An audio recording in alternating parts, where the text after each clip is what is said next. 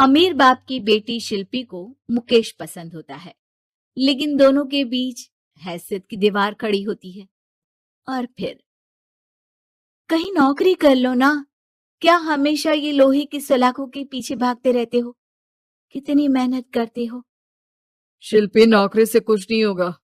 तुम लोगों की हैसियत तक पहुंचना है तो अपना ही बिजनेस करना पड़ेगा, वरना तुम्हारे पापा किसी और से तुम्हारी शादी करवा देंगे। अच्छा, ऐसे किससे करवा देंगी?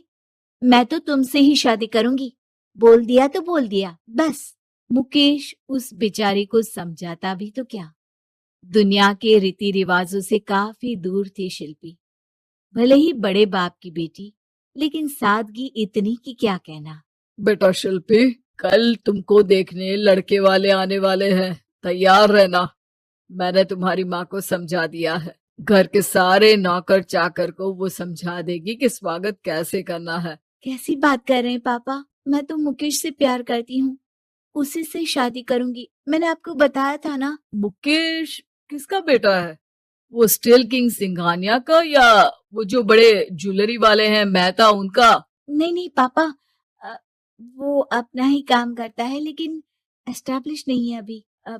पापा, वो आपके पास तब आएगा जब कुछ बन जाएगा। आप प्लीज थोड़ा सा वक्त दे दीजिए। पिता को शिल्पी की बात पर गुस्सा आ जाता है। वो उससे कुछ नहीं कहते और शिल्पी की माँ के पास जाते हैं। ये संस्कार देकर बड़ा किया तुमने शिल्पी को, और कैसे मैं किसी भिखारी के साथ उसकी शादी कर दूं? कौन है ये मुकेश? मैं जानती हूँ, बड़ा ही होनहार लड़का है। शिल्पी से बहुत प्यार करता है और शादी करना चाहता है। अरे ऐसे कैसे मैं किसी से भी अपनी बेटी की शादी कर दूं? कोई भी उठकर आए और कहे कि मैं शादी करना चाहता हूं तो मैं शादी कर दूं? कान खोल कर सुन लो, कल उसे अच्छे से तैयार कर देना, क्योंकि जो लड़का मैंने देखा है शिल्पी के लिए, वो करोड़पति घर का बेटा है, समझी?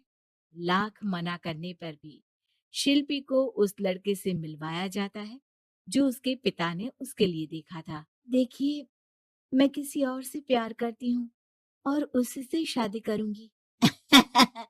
ये तो बहुत अच्छी बात है कि तुम किसी और से प्यार करती हो, क्योंकि मैं भी किसी और से प्यार करता हूँ। लेकिन शादी तो हम दोनों को ही करनी होगी, जानती हो ना, ये बिजनेस और ये सारा कुछ।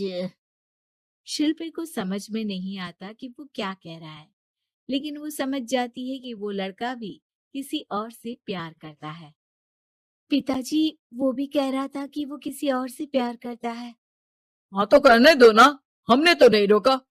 तुम अपना देखो, शादी के लिए हाँ कर कर गया है वो। लेकिन क्यों? अरे वो और मैं दोनों ही एक दूसरे से प्यार नहीं करते, फिर शादी क्यों कर ले? पापा, एक बार सिर्फ मेरे कहने पर आप मुकेश से मिल ले। पिता शिल्पी के कहने पर फॉर्मेलिटी के लिए ही सही, लेकिन मुकेश को घर बुला लेते हैं। देखो, ज्यादा वक्त नहीं दे पाऊंगा।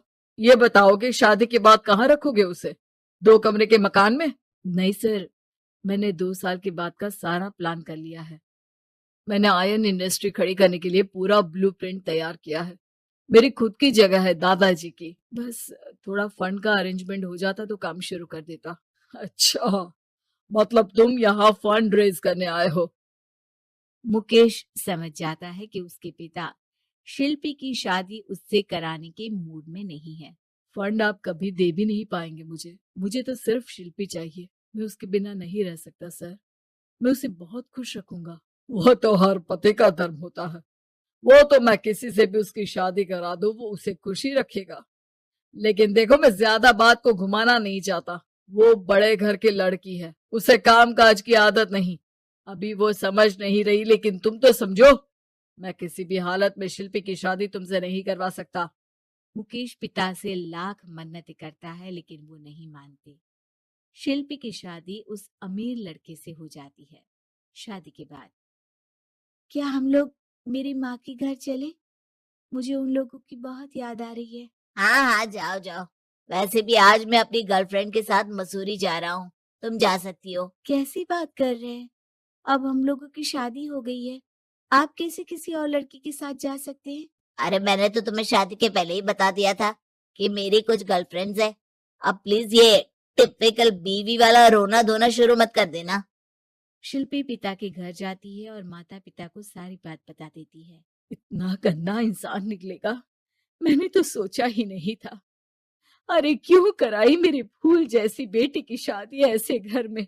और तो क्या हो गया, शुरू शुरू में हर घर में ऐसा होता है, धीरे धीरे ठीक हो जाएगा।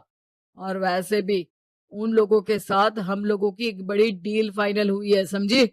उन लोगों से रिश्ता बनाकर रखो, तभी पैसों की बारिश होगी। पापा, अब समझ में आया कि आपने मेरे साथ ऐसा क्यों किया।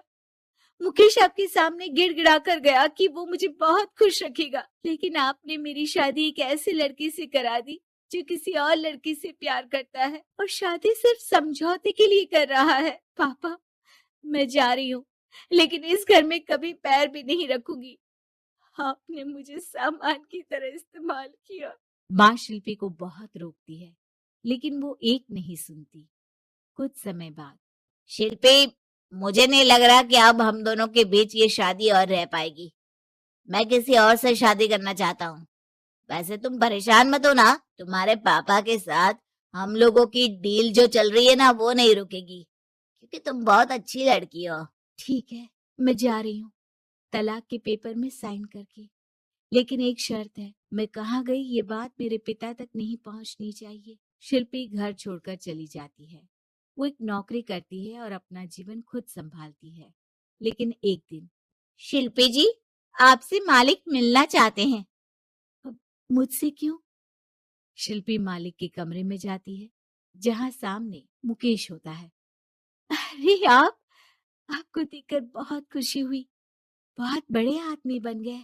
थैंक्स, पर तुम्हें नौकरी करने की क्या जरूरत पड़ गई। मैंने तो सोचा भी नहीं था कि तुम मेरी शिल्पी होगी। तभी वहां शिल्पी के पिता आ जाते हैं। शिल्पी, तुम्हारे बारे में माँ से पता चला। घर चलो बेटा, मुझे माफ कर दो। मुकेश, मैं यहाँ अपनी कंपनी के काम के लिए आया हूँ। तुम्हारी कंपनी की डील अगर हमें नहीं मिली तो हम बर्बाद हो जाएंगे। वैसे अब तुम चाहो तो शिल्पी की शादी मैं तुमसे कराने को तैयार हूँ। बस करिए पापा, ये क्या सौदा लगा रखा है आपने। जिस कंपनी से आपकी डील हो, अपनी बेटी की शादी उसी के घर करा देते हैं। शिल्पी मुकेश से माफी मांगती है और वहां से जाने लगती है कि मुकेश उसे रोक लेता है। रुको शिल्पी, ये सब कुछ तुम्हारे लिए है। ये कंपनी, ये नाम सिर्फ तुमसे शादी करने के लिए ही खड़ा किया था।